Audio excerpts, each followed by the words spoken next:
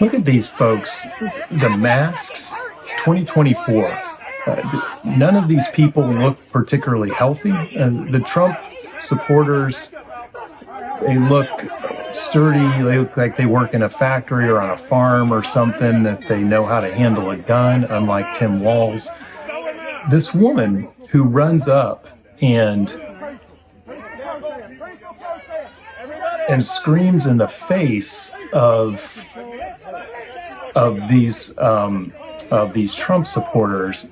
This is some kind of a neuroses, I think, that is just probably passed down to her son. No violence. Joe Biden, no president. No violence, no violence, no violence, no violence. I feel that way. No violence, no violence.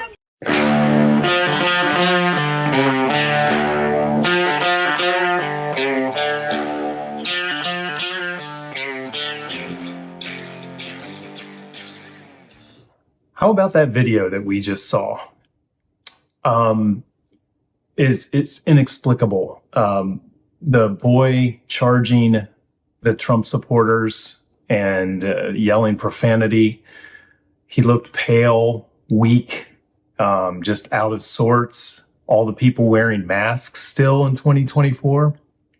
It's something else. We're going to talk about that today.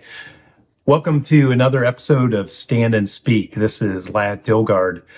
The fact of the day today is that Trump's 5-point advantage among men in the 2020 election has widened to 10 points, according to a recent Wall Street Journal poll. And President Biden's 12-point edge among women has become a 13-point lead for Harris, according to that poll. By all accounts, this is becoming more of a gender gap election, more of a gender divide in the country, as opposed to like a racial divide or a class divide. And the Kamala Harris campaign has been very anti-man in its approach. It's almost hostile to men who, so it is hostile to men who weld and drive trucks and work in factories and farm and like baseball or whatever. They are very anti-man, and they've been trying to build a bridge over that gender gap by putting out some commercials. One of them is called a parody, but it's really, I think it was meant to be serious in the beginning. And they're throwing a lot of money at black men, and the Harris campaign is historically underperforming black men in this in polls this time around, underperforming Latino men. The male vote is more in favor of the Republican nominee than it ever has been before in history. And I think Democrats have only themselves to blame for that. Largely a feminist-driven, angry female political party is what you're seeing here. All the concerns are about women and minorities, maybe, but mostly women. You don't hear any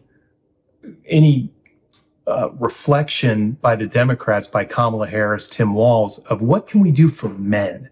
Men have the highest rate of suicides, are finishing college at much lower rates than women. I think it's 60-40 now that women, it's female versus men in university enrollment. Men are the forgotten people around here, especially, I think, white men. No one talks about them. No one cares about them. And then you have this gender gap. Bullying. The Me Too movement against sexual harassment. Masculinity. Is this the best a man can get? Is it? We can't hide from it. It's been going on far too long. We can't laugh it off. What I actually think she's trying to say. Making the same old excuses. Boys will be boys. Boys will be boys. Boys will be boys. But something finally changed. Allegations regarding sexual assault and sexual harassment. But she says And there will be no going back. Because we believe in the best in men. To say the right thing. To act the right way. Bro, not cool, not cool. Some already are. In ways big Yo, men, we're acting like we gonna shake it. and small. I am strong. Men need to hold other men accountable. So that was the toxic masculinity commercial famous for Gillette from many years ago. Something to note is that all of the toxic masculine behavior, all of the gentle, non-toxic masculine behavior was by people of color, which assumes that then all the toxic masculinity is of white people. I think that's kind of ridiculous. And the fact that we've been screaming about toxic masculinity at young boys for years shows you where today's Democrat Party is, that the only people that are in the Democratic Party, only men who are in the Democratic Party today are people like Doug Emhoff, Tim Walz, the kids in this video, the guy, the pudgy guy wearing the mask who's pointing fingers in the earlier video. And it shows you that this soy boy mentality of many men today in the U.S. is on the Democratic side. So and Democrats are trying really hard to fix that. Here's a video that was put out. They're saying it's a parody, but we pretty much think it's pretty serious about the Kamala Harris campaign. A video of why they should be why real men support Kamala Harris, which is hilarious. I'm a man. I'm a man. I'm a man, man. And I'm man enough. I'm man enough to enjoy a barrel-proof bourbon. Neat. Man enough to cook my steak rare. Man enough to deadlift 500, then braid the out of my daughter's hair. You think I'm afraid to rebuild a carburetor? I eat carburetors for breakfast. I ain't afraid of bears. That's what bear hugs are for. And I'll tell you another thing I sure as shit am not afraid of. Women. I'm not afraid of women. I'm not afraid of women. They want to control their bodies? I say go for it. They want to use IVF to start a family? I'm not afraid of families. They want to be childless cat ladies? Have all the cats you want. Woman wants to be president? Well, I hope she has the guts to look me right in the eye and accept my full-throated endorsement. Because I'm man enough to support women. Man enough to know what kind of donuts I like. Man enough to admit I'm lost, even when I refuse to ask for directions. Man enough to not ban young women from reading Little Women. Or one of those pants books that the sisters like. I'm man enough to raw dog a flight. It sucked. Not worth it. I'm man enough to be emotional in front of my wife. In front of my kids. In front of my horse. I'm man enough to tell you that I cry at Love Actually. Good Will Hunting. West Side Story. That and Predator. And I'm sick of so-called men domineering, belittling, and controlling women just so they can feel more powerful. That's not how my mama raised me. I love women. I love women who support their families. Women who decide not to have families. Women who take charge. And I'm man enough to help them win. Now, if you're a undecided male voter and you like to hunt and fish and go to football games and fix your truck, does this make you want to go support Kamala Harris, especially with all the rhetoric and policies that have harmed men over the years? I don't think so. This was created by a writer for one of the late night shows, and it was put out as a commercial, and then it was laughed at and ridiculed so much they said no, this is just a parody. But it's a parody with a lot of truth behind it. These guys are all actors. They couldn't actually find, a half dozen real manly men looking guys in the Democratic Party to go out and put together this commercial. So they had to hire actors. And the guy who, says he braids his daughter's hair doesn't have a daughter, and he's a bisexual, I think Nigerian or something like that. But this is just, this is the type of challenge that the Harris-Walz campaign has in front of them right now with men. Here's another one. Here's one with Tim Walz. It's quite right. Never gets quite right. This is Tim Walz trying to load his shotgun. It's a Beretta, What kind of gun is it? he's told us, and this is his gun. And they put out this video. The campaign actually put this video out. It doesn't hurt your shoulder as much.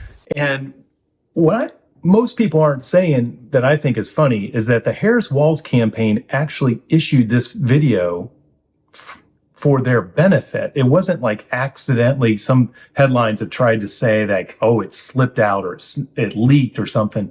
That's not true. They knew what they were doing here. And they are so incompetent and so unknowledgeable about hunting and loading a gun that they didn't see this as a problem. So this is kind of political malpractice by them.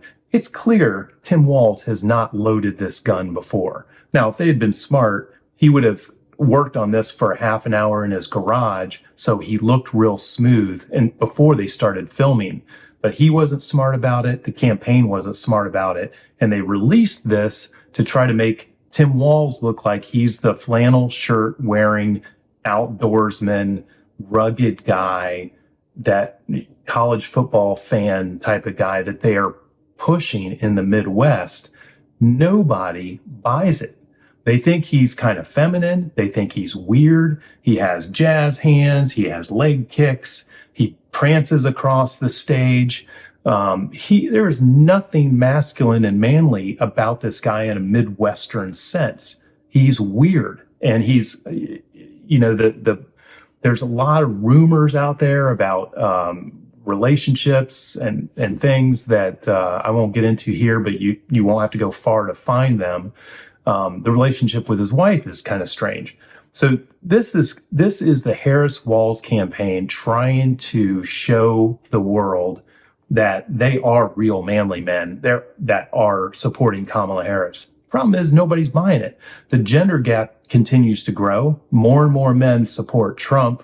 More and more men support Republican candidates, and more men see the Democratic Party as hostile to them.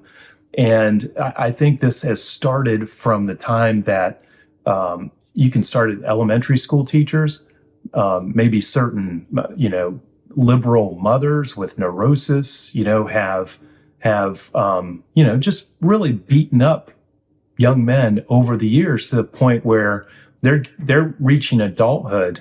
A lot of college students now, male college students, are in the majority supporting Trump, I believe.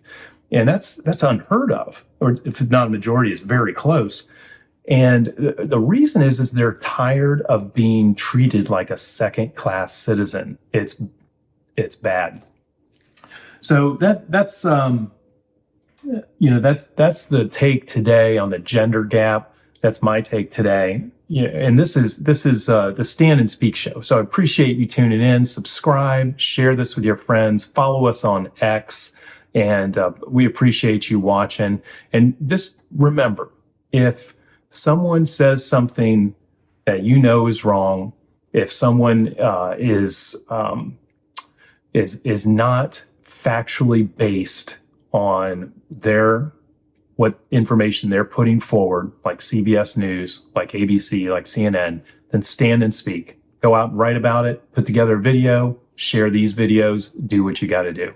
That's all for now. This is Lad Dilgar with Stand and Speak. Thank you.